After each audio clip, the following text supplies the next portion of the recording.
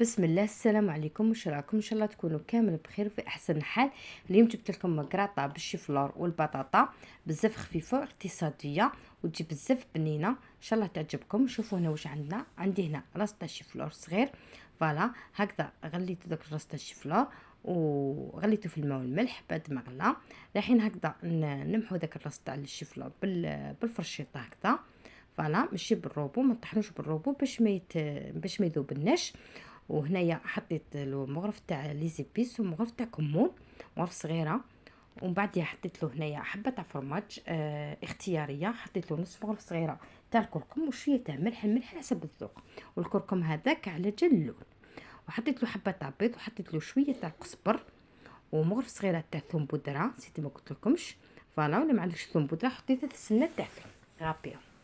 فوالا وحطيت زوج مغارف تاع لا شابلوغ اللي هو الخبز المرحي، الخبز المحمر. وإلا ما عندكش الخبز محمر حطي زوج مغارف تاع الفرينه باش الشيفلور تاعنا ما يخرجش الماء. دوك هنا بعد ما خلطنا كامل هذيك الخلطه تاعنا، دوك هنا ندهنوا يدينا بالماء ولا بالزيت ونبداو نخدموا باش هذاك الشيفلور ما يلصقش في يدينا. بعد نحطوا الزيت تسخن، بعد ما تسخن الزيت نقصوا لها ونبداو نكوروا ونحطوا قبال، ما نرمدو ما والو، نحطوا قبال. شوفوا قلت لكم كراطه بزاف خفيفه خفيفه خفيفه كاع واش كاين. فوالا ما فيهاش تعب وما تشدش اليد، ليه توجديها في رمشة عين، توجديها في وقفه كيما يقولوا توجديها. فوالا كيما راكم تشوفوا ما رمدنا ما والو، رانا نحطو قباله، ما رمدناش في الفرينه وما رمدناش في الخبز، ما رمدناش في البيض. ليه فوالا رانا نحطو فيه في المقله قباله كيما راكم تشوفوا. دونك بعد ما طابو نبداو نقلبوا فيهم هكذا بالمغرف ماشي بالفرشيطه باش ما يتفتوناش هكذا، ونقصوا المقله باش ما يتحرقوناش.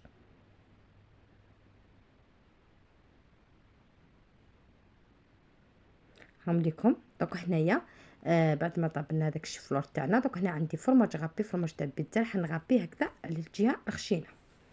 دوك نجيبو البلاط تاعنا اللي يدخل للفرن ونشعلوا الفرن على 200 درجه ونشعلوا الفوق والتحت. هنا عندي لاصوص بيشاميل، لاصوص بيشاميل شوفوا شحال خدمتها خفيفه باش الكراطه تاعي ما تجيش ناشفه. دوك هنا عندي البطاطا اللي قليتها هكذا مكعبات صغار، نحطوها في سنيوه في البلا،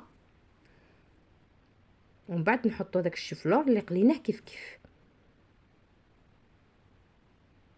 ستفوه كامل هكذا في البلا. ان شاء الله تعجبكم هذه الكراطه، ولا جربتها ان شاء الله تنجح لكم. واللي اول مره تشوف القناه دير ابوني تفعل الجرس باش يلحقها كل جديد. واللي عجبكم هذا الفيديو عفوا ديروا لايك، بارطاجيو فيديوهاتي ما تنساوش. فوالا نستفوا كامل هذاك الشفلور تاعنا هكذا في البلا.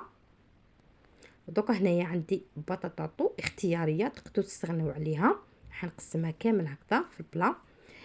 كما تقدري تحطي الدجاج تغليه تفتيه وتحطيه كما تقدري، ولا تقليه كما تقدري تحطي فيونداشي، لكن الاختيار انا هنا حطيت البطاطا هذه اختياري تقدروا تستغنوا عليها. بصح راح تزيد له واحد الذوق هايل مع البطاطا والشفلور، تزيد له واحد الذوق هايل.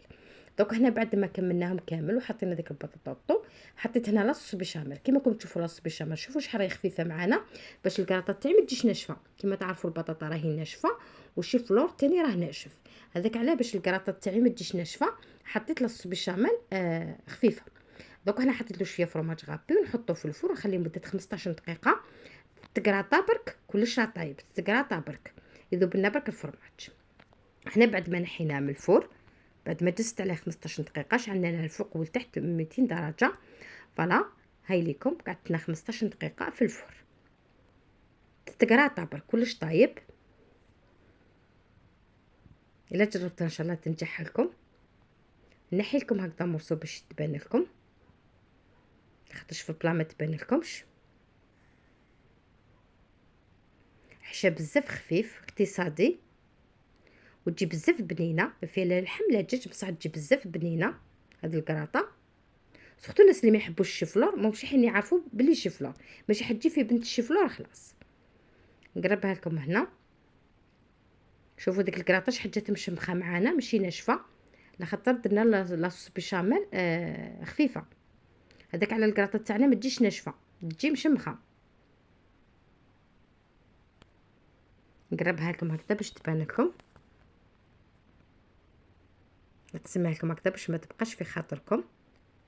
شوفوا ديك الشوفلور معنا، شوفوا هنا شهيتكم في الجنه. ان شاء الله نكون خفيفه عليكم. ما تنسوش ديروا لايك وبارطاجيو فيديوهاتي، ومع السلامه.